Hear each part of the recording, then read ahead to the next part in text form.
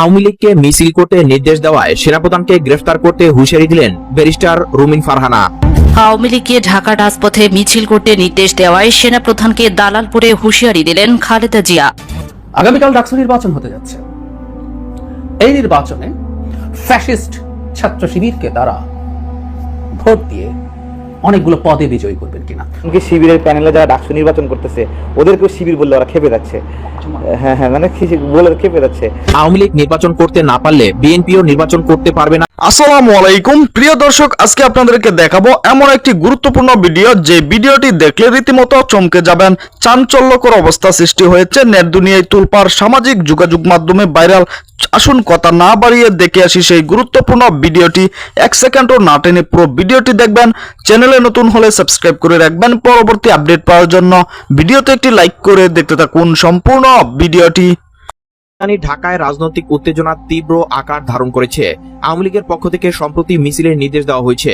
এই নির্দেশের পর বিএনপি সহ আন্তর্জাতিক বিষয়ক সম্পাদক ব্যারিস্টার রুমিন ফারহানা তীব্র প্রতিক্রিয়া জানান। তিনি সেনাপ্রধান ওয়াকারুজ্জামানকে গ্রেফতারে হুঁশিয়ারি দেন এবং বলেন, সেনাপ্রধানের এই অগণতান্ত্রিক নির্দেশ দেশের সংবিধান ও গণতান্ত্রিক মূল্যবোধের পরিপন্থী। যদি তিনি এটি স্থগিত না করেন, আমরা আইনের আওতায় তাকে এনে ব্যবস্থা নিব। বাংলাদেশের রাজনীতিতে গত কয়েক মাস ধরে উত্তেজনা লক্ষ্য করা যাচ্ছে। জাতীয় নাগরিক পার্টি, এনসিপি, বিএনপি এবং অন্যান্য বিরোধী দলগুলো সরকারের বিরুদ্ধে অবস্থান কঠোর করেছে। আওয়ামী লীগের মিছিল, যা মূলত সরকারের উন্নয়ন কর্মকাণ্ড এবং শান্তি প্রতিষ্ঠার দাবিতে আয়োজন করা হয়েছে, তা রাজনৈতিক উত্তেজনার মাত্রা আরও বাড়িয়েছে। বিরোধী দলগুলো মনে করছে সেনাবাহিনী ও সরকারের মিশ্র প্রভাবের কারণে ভোট ও নির্বাচনী প্রক্রিয়ায় স্বচ্ছতা হুমকির মুখে। রুমিন ফারহানা উল্লেখ করেন, যে কোনো ধরনের সামরিক হস্তক্ষেপ বা রাজনৈতিক নির্দেশ যে কোনোভাবে গণতান্ত্রিক ব্যবস্থার প্রতি আঘাত। আওয়ামী লীগের মুখপাত্র প্রতিক্রিয়া জানিয়ে বলেন, আমরা সবসময় সংবিধান ও আইনের প্রতি শ্রদ্ধাশীল। আমাদের মিছিল সম্পূর্ণ শান্তিপূর্ণ এবং গণতান্ত্রিক অধিকার ব্যবহারের অংশ। এই ধরনের নেতিবাচক প্রচারণা দেশের শান্তি নষ্ট করার চেষ্টা। বিশ্লেষকরা মনে করছেন, রুমিন ফারহানার এই হুঁশিয়ারি এবং আওয়ামী লীগের মিছিল একে অপরের সঙ্গে সরাসরি সংঘর্ষের সম্ভাবনা তৈরি করতে পারে। রাজনৈতিক বিশ্লেষক অধ্যাপক জিয়াউল হক বলেন, দেশে যে রাজনৈতিক উত্তেজনা বিরাজ করছে তা এমন ঘটনায় আরও বাড়তে পারে। সেনা ও রাজনৈতিক দলগুলোকে সতর্ক থাকা দরকার। ছোট্ট কোনো ভুলও বৃহৎ রাজনৈতিক সংঘাতের দিকে নিয়ে যেতে পারে। রাজধানীর সাধারণ মানুষও এই পরিস্থিতি নিয়ে উদ্বিগ্ন। তারা বলেন, রাজনৈতিক মিছিল বা হুঁশিয়ারি যে কোনো ঘটনা আমাদের দৈনন্দিন জীবনে প্রভাব ফেলছে। আমরা চাই শান্তি বজায় থাকুক, কিন্তু রাজনৈতিক উত্তেজনা আমাদের নিরাপত্তা নিয়ে প্রশ্ন তুলে। বিএনপির পক্ষ থেকে আগামীকালের জন্য রাজধানীতে প্রতিবাদ সমাবেশের আয়োজন করা হয়েছে। সমাবেশে নেতারা আরও কঠোর বক্তব্য দিবেন বলে আশা করা হচ্ছে। এতে সরকারের কর্মকাণ্ড এবং সেনাপ্রধানের পদক্ষেপে সমালোচনা করা হবে।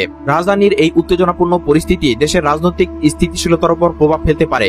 আন্তর্জাতিক পর্যবেক্ষকরাও এই ঘটনায় নজর রাখছে।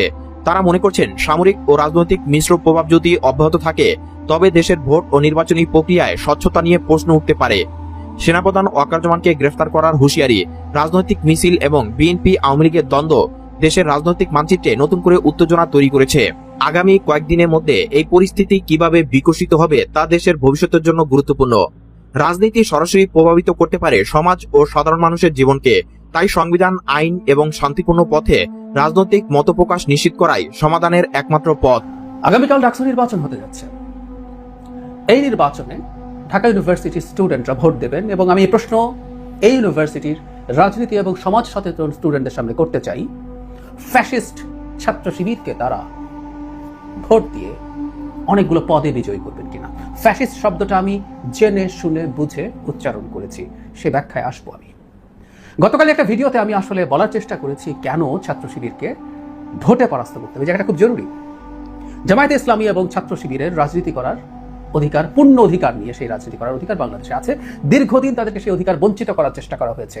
সেই লড়াইয়ে আমি বছরের পর বছর কথা বলেছি শেখ হাসিনার সময়, আমি এখনো বলবো, ভবিষ্যতেও বলবো।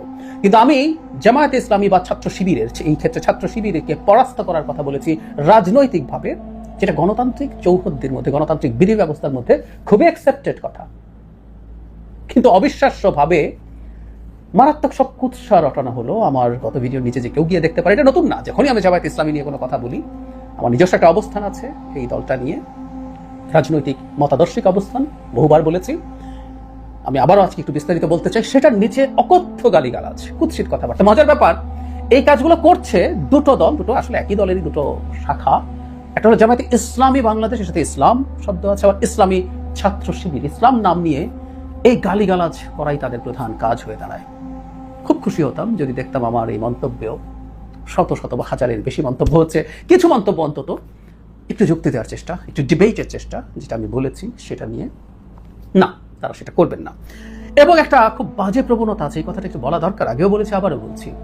জামায়াতে ইসলামের বিরুদ্ধে কথা বলা মানেই কেউ ইসলাম বিদ্বেষী, মানে এই ট্যাগ করে দিলে কারো মুখ বন্ধ করে দেওয়া যায়, কারণ ইসলাম বিদ্বেষী বললে সেই মানুষটাকে, আবারও বলছি, বাংলাদেশের হত্যাযোগ্য করে তোলা যায়। একসময় যেমন জামায়াতকে জামায়াত বা শিবির ট্যাগ দিয়ে মেরে ফেলা যেত, আবরার ফাহাদকে যেমন মেরে ফেলা হয়েছিল, বিশ্বজিৎকে যেমন কুপিয়ে হত্যা করা হয়েছিল, আমরা এসব ট্যাগিং এর বিরুদ্ধে কথা বলেছি। মজার ব্যাপার, পুরস্কার পাচ্ছি এইভাবে, আজকে জামাত শিবির আমাকে ইসলাম বিদ্বেষী ট্যাগ দিচ্ছে যাতে আমাকে হত্যাযোগ্য করে তোলা যায়।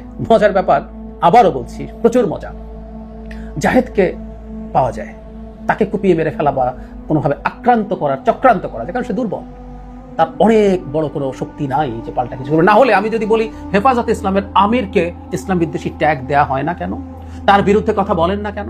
আমি একটু এই কয়েকদিন আগেই খুবই বিখ্যাত একটা উক্তি ছিল, 5 অগস্ট ফটিকছড়িতে হেফাজতে ইসলাম বাংলাদেশের আমির আল্লামা শাহ মুহিবুল্লাহ বাবুনগরী বলেছেন, জামায়াত ইসলাম একটি ভণ্ড ইসলামিক দল, সহিহ ইসলামী দল নয়।